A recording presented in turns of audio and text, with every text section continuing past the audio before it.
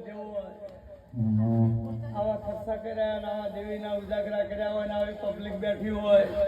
અને દેરા ના બોલે ભગત દેરા ના કહેવાય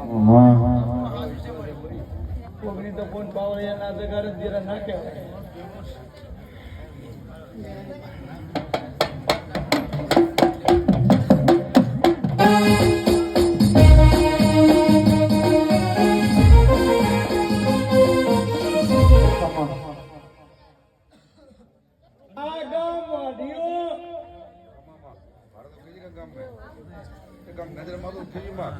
આ ગામ વાઢ્યું